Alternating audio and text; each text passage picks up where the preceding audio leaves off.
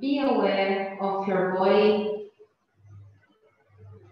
of the air coming in, how your body responds to this process. Breathing and letting go everything that is not necessary right now. Let's start this cleaning through your body, making space to the new, to the words that we're going to be listening tonight, to the energy that we are really sharing here on this physical place with our friends, connected via internet, with our friends on the spiritual world. There is no boundaries where the love of God can reach us. We are all connected in His love. Let's be grateful for that. Let's be the recipients of this light, of His love.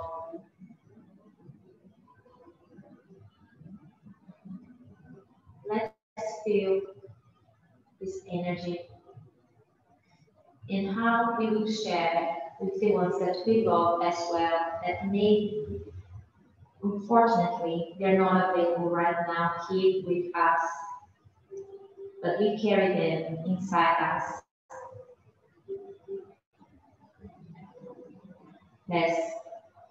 Let's ask God to bless you tonight and what she prepared for us. Let us listen to her words as medicine, and every word will feed us with love, gratitude, and light. So be it.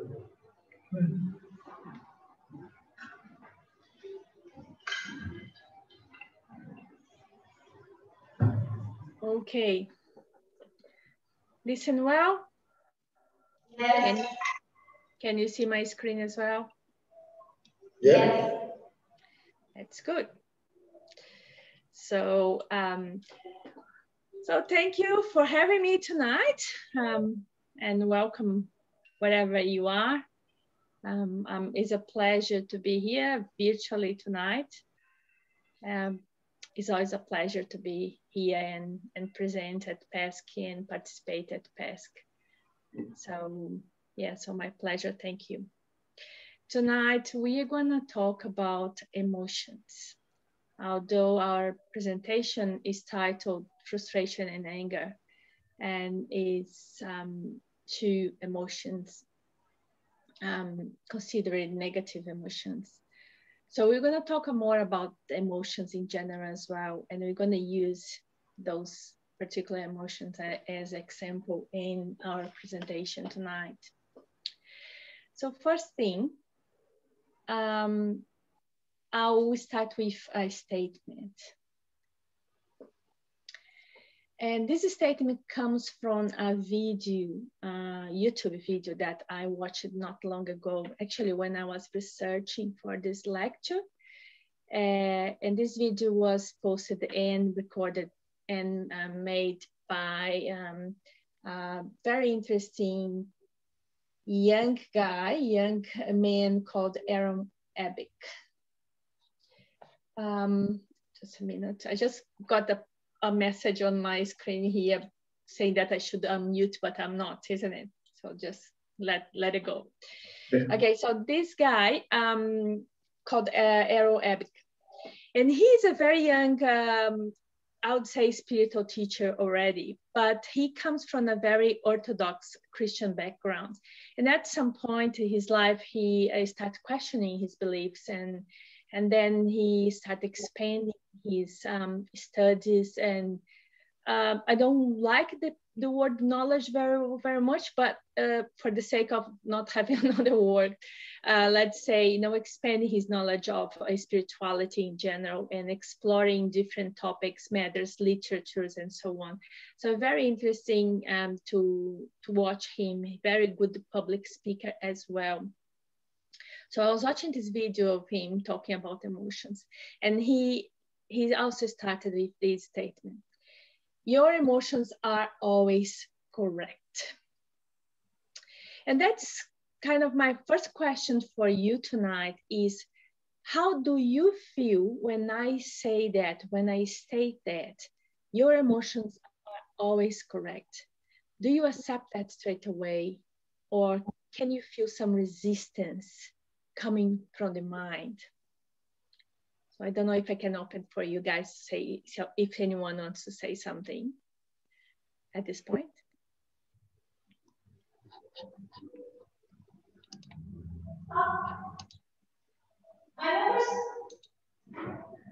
Can you hear me? Yes. Okay. I never stopped to think about it if my emotions are always correct. As a question that I need to answer. Now that you made me think about it, I'm not even sure how to respond.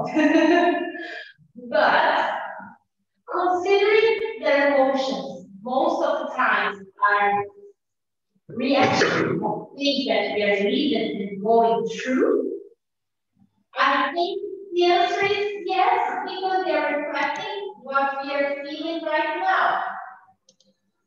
Yeah. Okay, thank you. Sorry. No, that's okay. The best reaction I could on that moment, but it is correct. Then I'm not sure if I made myself feel. That's okay. Thank you, Dai. Thank you. Yeah, I have to confess that when I first listened, when in the video, I can feel some resistance, a little bit resistance, and that's and we're going to explore why. But that's for me that's because I kind of grew up thinking of emotions being something that maybe I need to control, but that's what we're going to explore here. So to me if I really think about, I think I have a little bit of resistance. What do you mean my emotions are always correct? Sometimes I don't even like them. Huh? So, oops, going that way.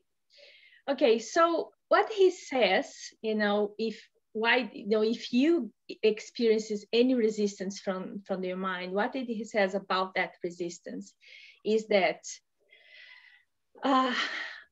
your emotions are always speaking to the projections of your mind. So that means that there is an intrinsic relationship between your emotions and what is going on in your mind, right? The other thing is the emotions are always showing you the quality of each thought being generated by the mind. And in this way, for each uncomfortable emotion, there was a negative thought that the mind produced. So if those three things, so first, emotions always is, as I said, reacting, but it is kind of reacting, yes, but reacting something that is actually mind produced. Projection of the mind is projecting from the mind. It's also dictating the quality of your thoughts. So, how do you feel? How does the emotion feel at that moment? And therefore, for each negative emotion, which we're going to talk more about that tonight, more about the negative emotions, there is a negative thought that generated that.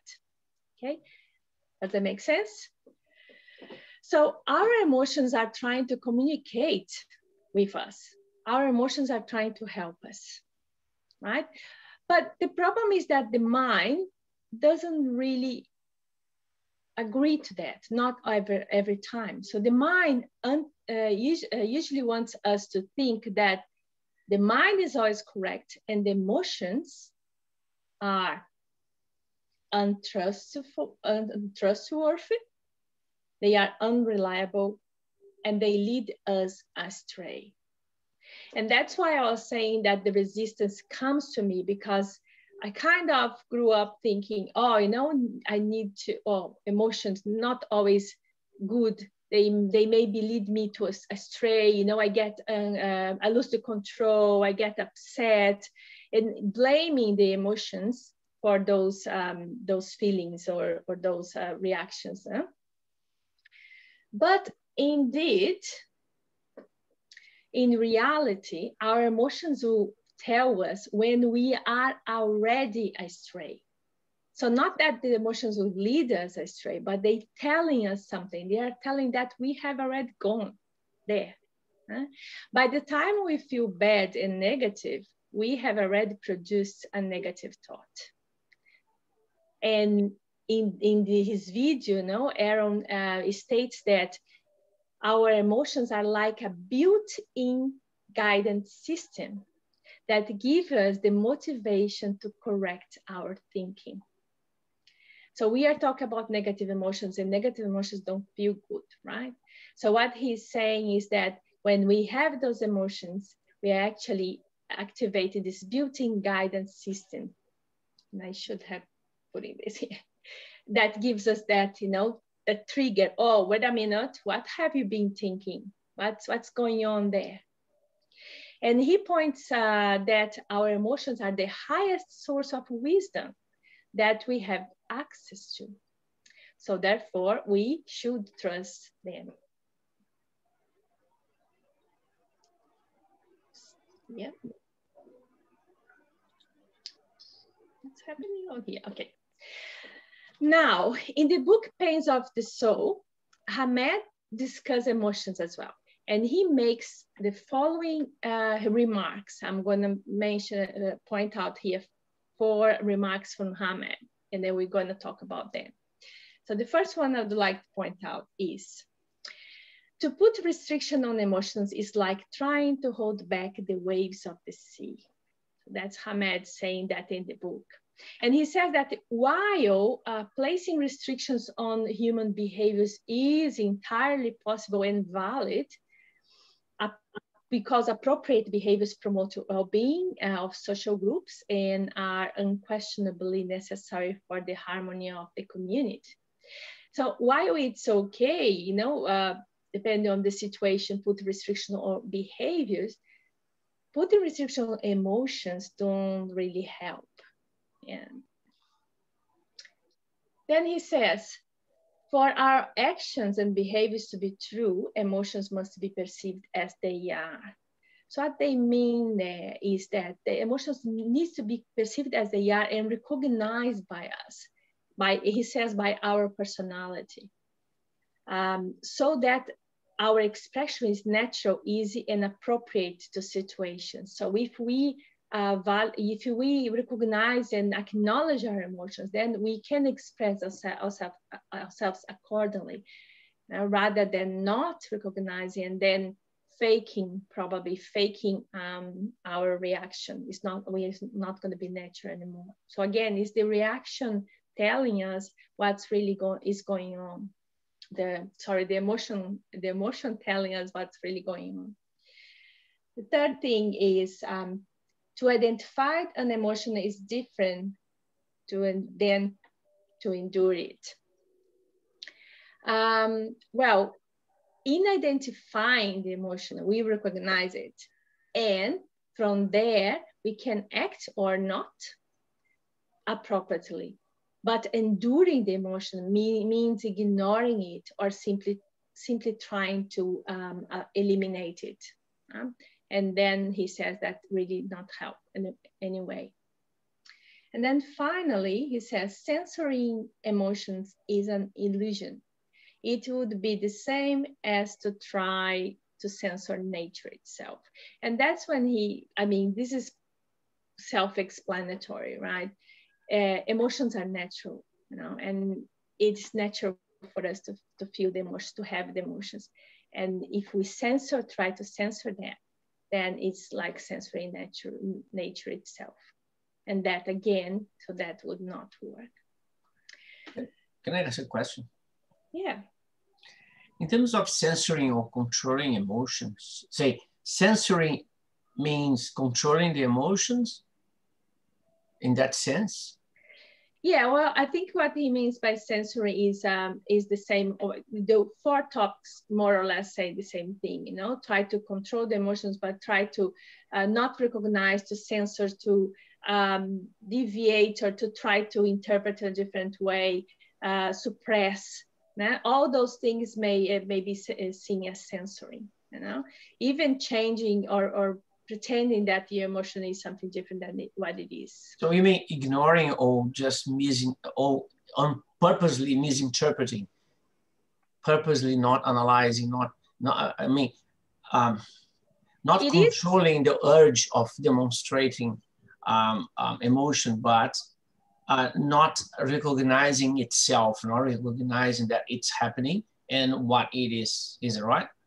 Yeah, I think when you say to censor something, you need to first accept that that happens, and then you censor. So I think in this sense, censoring is that when you know the emotion is there, you know that, but you're going to suppress it consciously. So you don't something, which we're going to see more in this presentation. So that's what he meant. And then again, there is lots of translation between, because this book is not written in English. So we always, when we translate, we get those words, and then we have to keep trying to understand what really he wanted to say. Mm-hmm. Yeah, but that's my take in that. Okay. This is coming from Hamed. Yeah. That's Pains of the Soul. Yeah. That's the one that we don't have in English. No, because what I was having in mind is the concept that's very modern at the moment is about the emotion intelligence. Mm. Yeah, I'm not sure that's what we apply here. I think that's a different topic. All right. So, but what happens? What happens is I know that every time we talk about emotions and feelings, and in PESC especially as well, there was always a question about the difference between them. What's the difference between emotion and feelings? How do we know what emotion and feelings? No?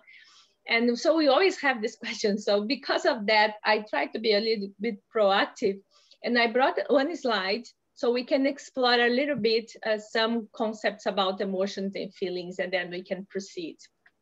Okay, so that's a big bracket in this presentation, just for us to understand a little bit what the literature say and tell us about emotions and feelings. So I researched a little bit, and I found then this picture, and then I found also I found many, but I picked 2 articles online that will talk about difference between emotions and feelings.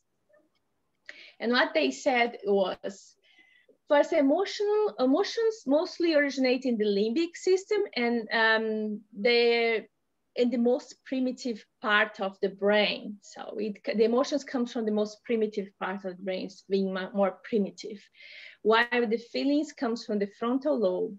And that is that means that in terms of feelings, it is a result of an abstract thinking more than a physical reaction. Second, that emotions are characterized by being quite immediate. So it's just the fight and flight mode, things like this. So they represent the body's alarm and survival system.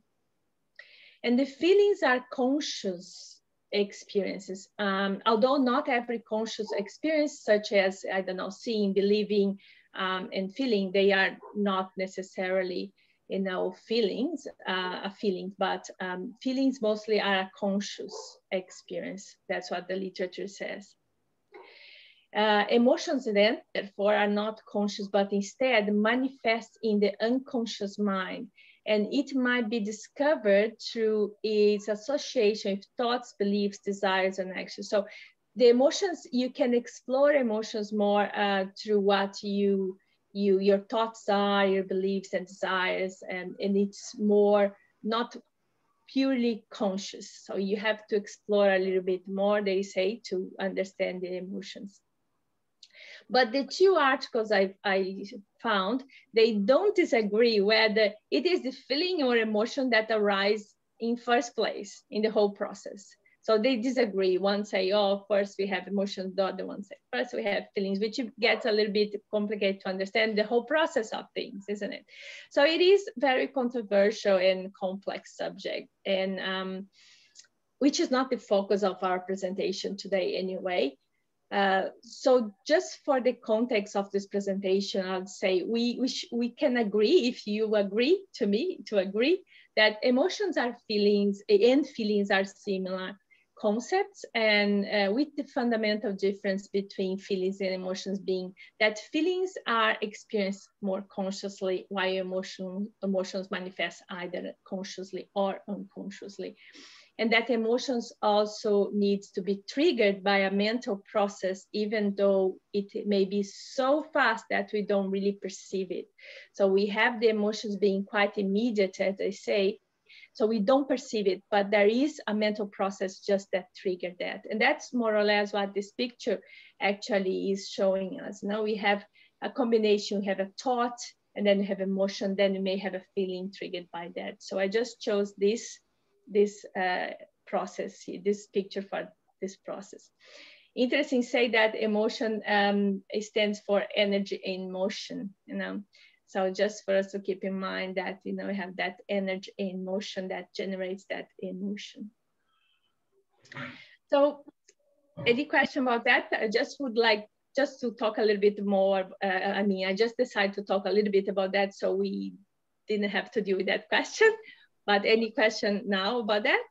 Yeah, I would just say that probably feelings are a state of mind that lasts for a while, for long, may last for a really long time.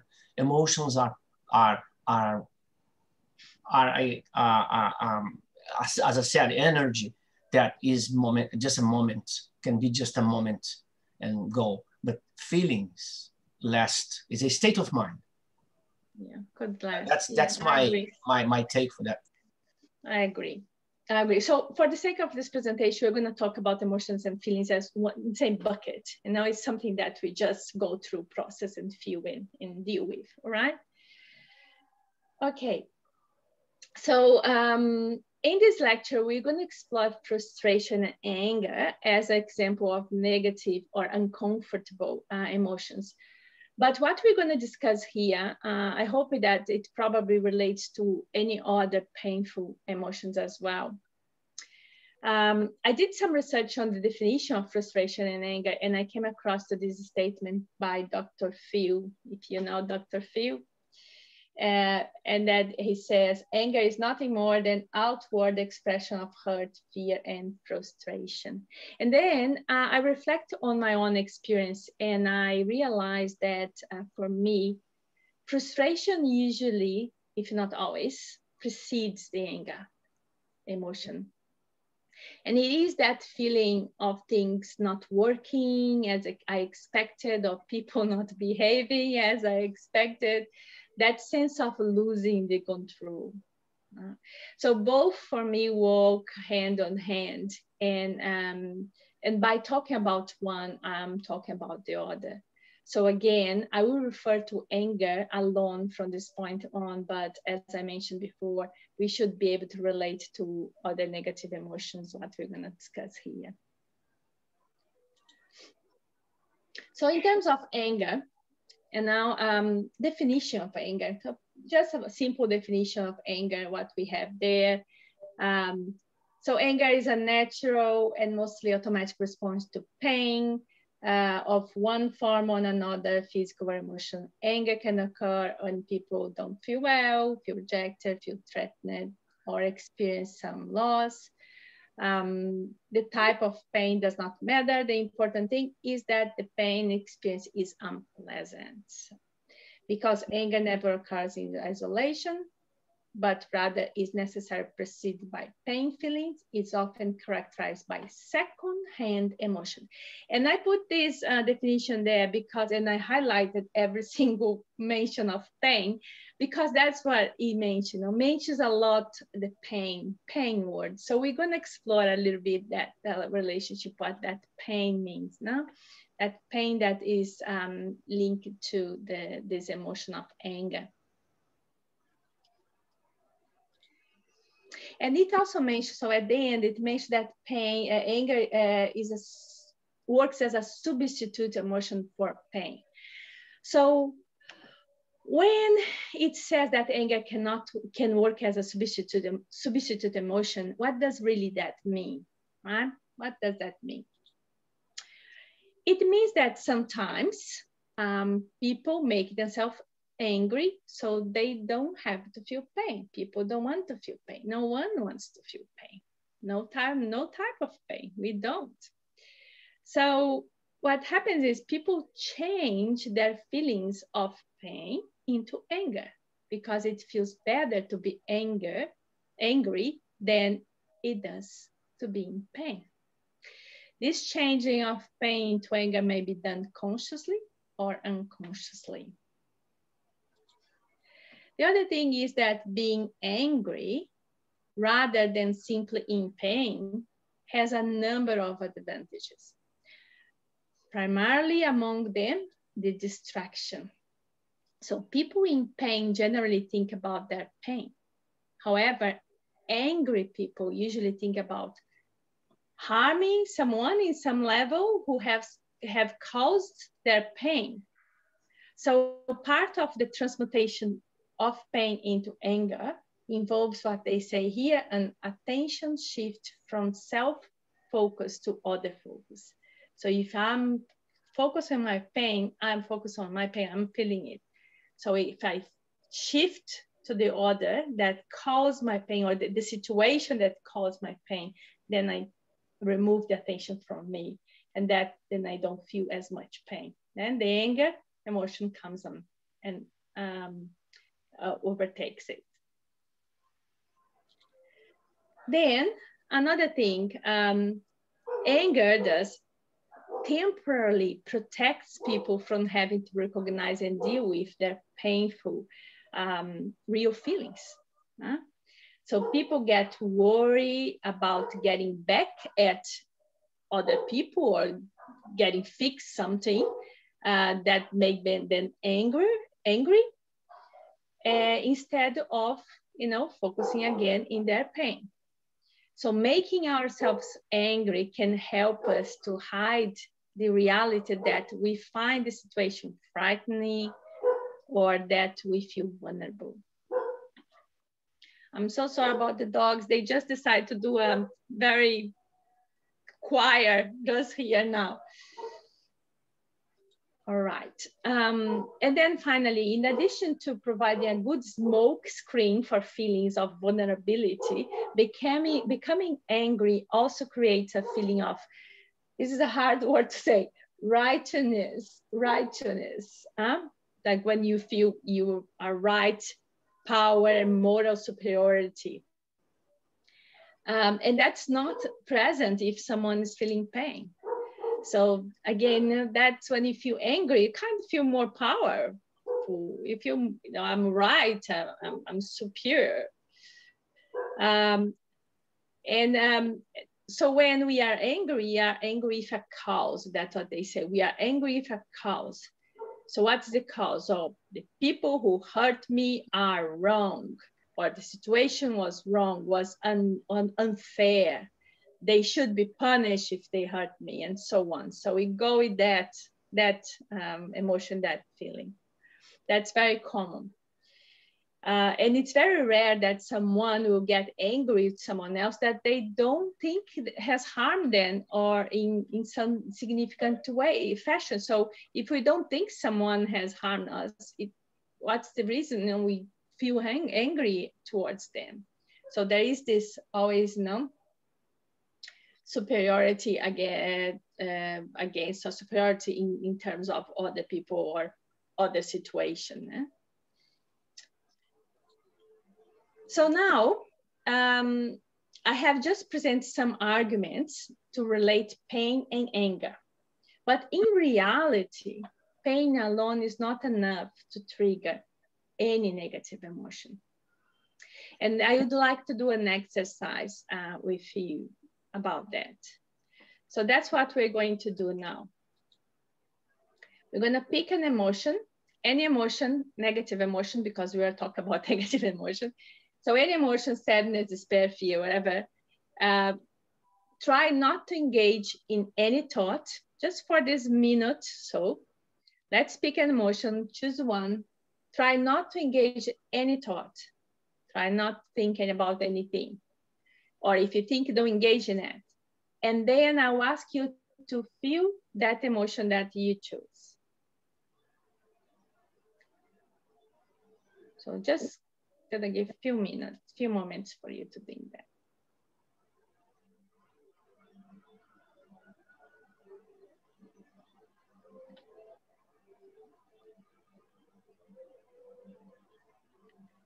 So how did you go?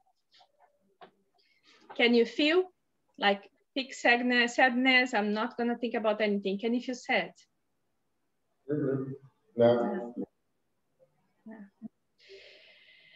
So that's why, because the pain itself is not enough. You know, the choosing a feeling is not enough. We need to have a mental process. We need to engage and to link with something in our mind to be able to. If now I did the opposite and I said, pick an emotion, now think about a time that something happened that make you feel sad, and think about it, and now you feel sad. So you see how you have your mental process, your thought, that will trigger that, but without it, they don't really can feel that. And so we talk about anger and thoughts because thoughts are part of the whole process, isn't it? And how they affect then our social behavior. So the anger occurs when pain is combined with some anger triggering thoughts that we just thought about, we just exercise a little bit about. So we need that anger triggering thought to trigger it. Huh? The thoughts that can trigger anger, and then, you know, maybe many, as I said, you can remember a story or a situation of your life, but you can make some personal assessments about yourself or assumptions, evaluate situations or interpretation of situations, whatever you decide. But that makes people think that something else is attempting conscious or unconscious to hurt them. So when we engage in this mental process, then, sorry about the dogs. So that makes people, so someone else is attempting to hurt. So then we go back to someone is trying to hurt, you know, me in this situation. And that's when we start to engage in this feeling anger. Anger is a social emotion. So in this sense, anger is a social emotion because we always have a target that our anger is direct against. Right? So even if that target is ourselves. So feelings of pain combined with anger triggered thoughts motivate us to take action. So face threats and defend ourselves by striking out against the target we think is causing us pain. So that's why it is a social emotion, because we are going to act over it in the sense, meaning that we are protecting ourselves because we are being hurt some way, right? But what are really the source of the pain that they then triggers the negative feelings and emotions, like frustration and anger? What is the source? What is really source of this pain? Because we've been thinking about pain and then we engage in thoughts, and then we have this. So we already know that, you know, it starts with having some sort of pain, And then we analyze and link with thoughts, and then we get anger or frustrated. What are the really what is source of that? Now we're gonna go back to Hammed's book, just the Pains of the Soul. At the beginning of this presentation, so we saw how Hamed referred to illusion when discussing emotions like anger. So the chapter from the book, The Pains of the Soul, that discuss anger and frustration is actually titled Illusion.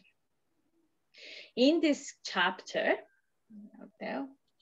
Hamed starts by stating the human creature develop their emotional reactions based on other people's idea and criteria, and in this way live according and move towards ideals that represent an illusion, not true to the self, right? So that means that there is a conflict between our social constructs, social values and beliefs and conditionings, which are, Hamed calls illusions, and the divine truth that causes, that conflict causes, according to Hamed, an unbalance and afflictions.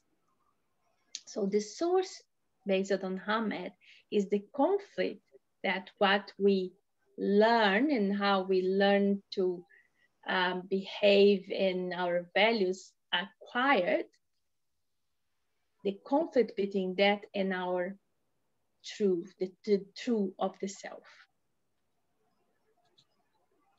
Then he mentioned the question 863 from the Spirit's book. And now I'm just gonna read the question. I don't have that in the slide, so I'm just gonna read slowly. It's a long question.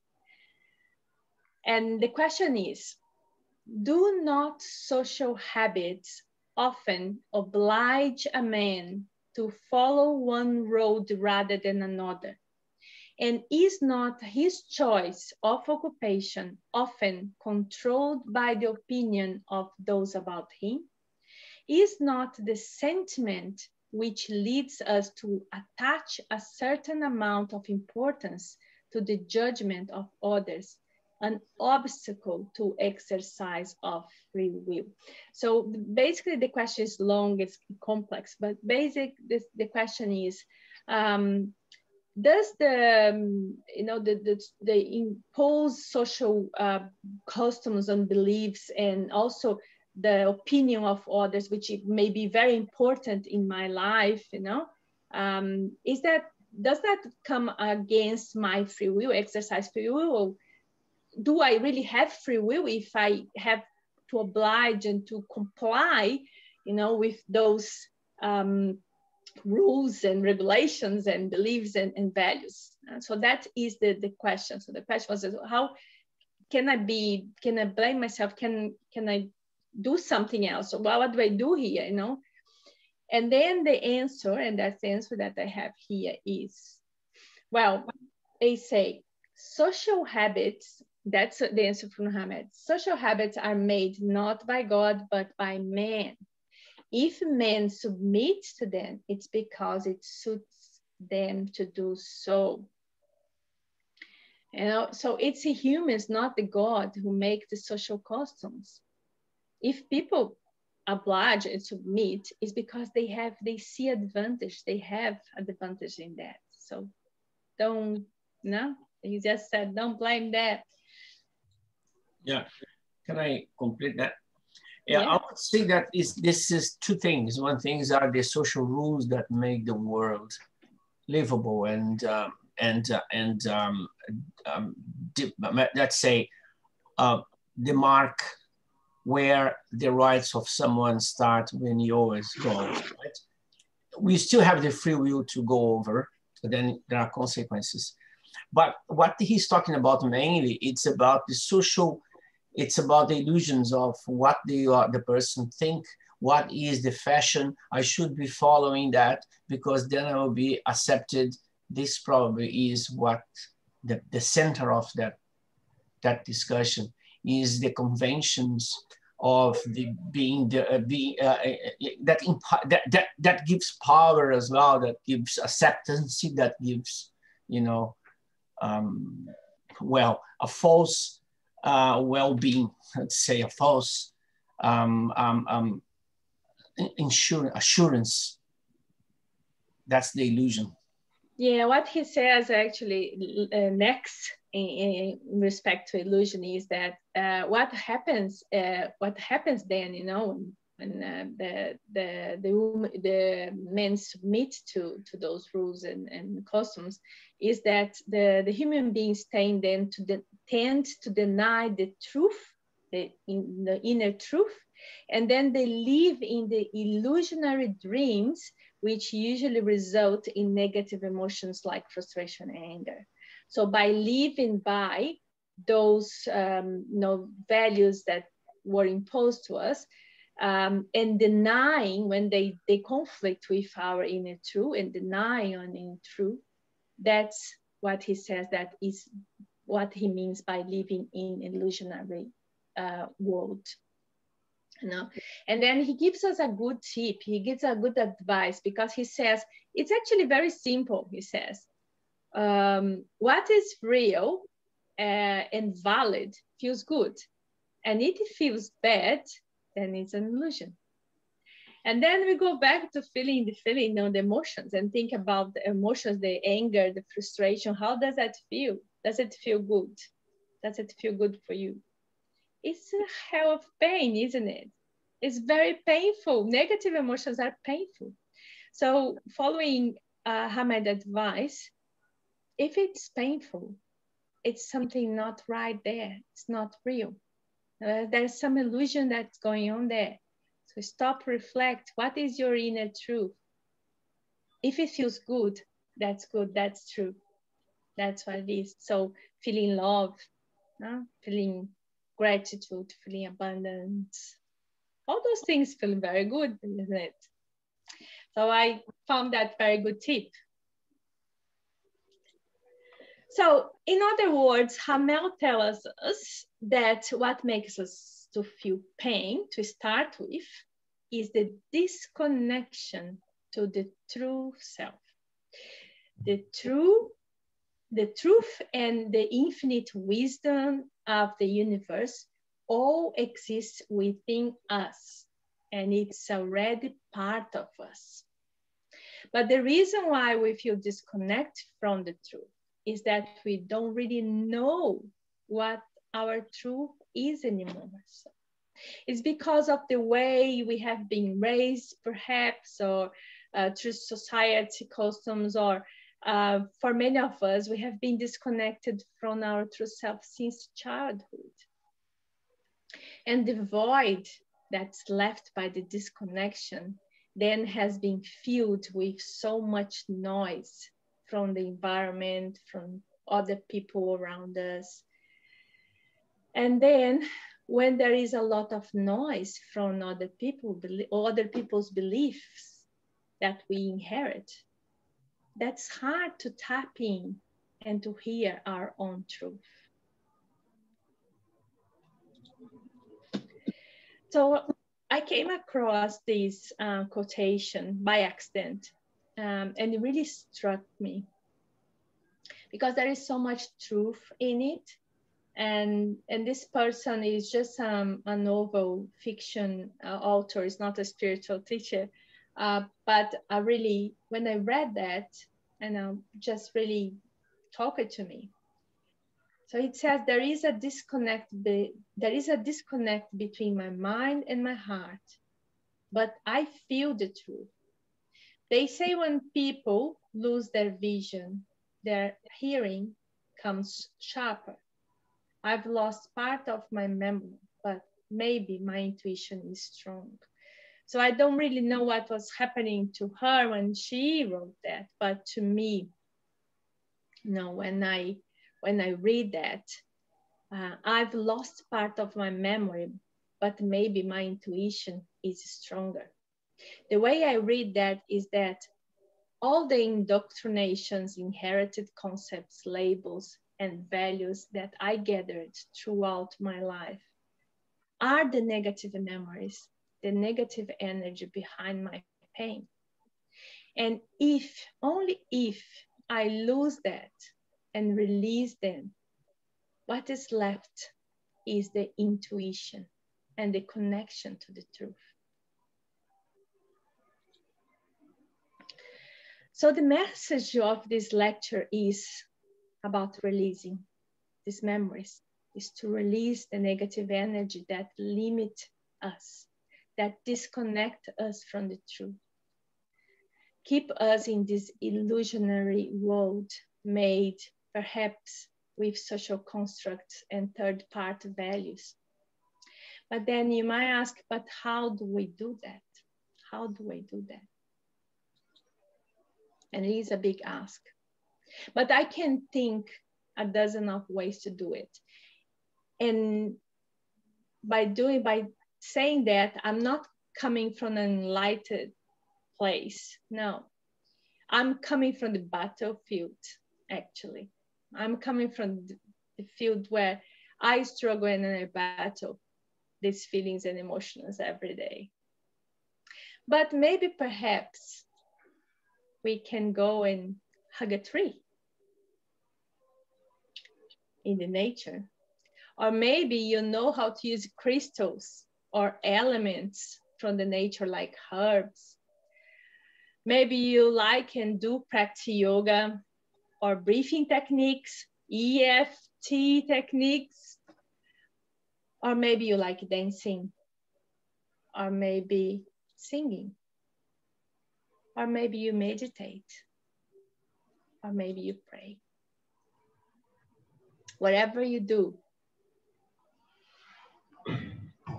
whatever brings you back home, the home within, to the universe inside you where everything is. And then from there, reconnect to the divine with your inner truth, because that is our purpose, our deepest desire, our destiny, the whole reason why you are still here. And that's my message today. Thank you. Thank you. Thank you, G. It was lovely. Thank you so much. And I'm open to questions. I'll take any questions or comments, please.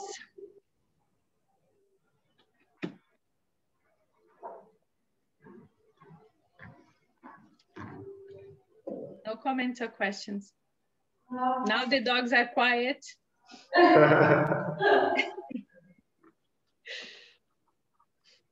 All right, so thank you. I think we move now to our prayer, isn't it? Yeah. Our healing prayer. So tonight, I would like to make a prayer inspired. It's going to be impromptu, but it's going to be inspired on the Ho'oponopono mantra of forgiveness and healing. So I would like to invite, as always, everyone to sit comfortable and relax their body, bring their mind into the present moment and within. And sit here in gratitude, humbly in gratitude. Because this prayer is an intention. It's an intention for healing the planet, for healing the others, and for healing ourselves. And so we start saying, I'm sorry. And by saying I'm sorry, I understand that at some level, I may have or share responsibility for everything that happens in the planet and around me. And then I say, please forgive me. Because by taking the responsibility, I claim for any mistake, any offense, any action, thoughts that may have caused someone to be hurt or the planet to be hurt. And I claim for that to be erased, to be turned into light, cleared, for the sake and the good of everyone. And then I say, I love you, because we understand that love has the power of heal anything. Love has the power to bring light where it was dark, to bring tranquility where there was anxiety, to bring patience where there was impatience, to bring kindness where there was cruelty. Love is the most important and biggest power that we all have because we are love. So I say, I love you to the universe, to everyone, and to every situation and memory in all my lives. And then I say thank you because I accept that is already being done, that I have already been healed, and everyone that needs healing, light and love have already received it as well. So I say again, I'm sorry. Please forgive me. I love you. Thank you. And so it is. Amen.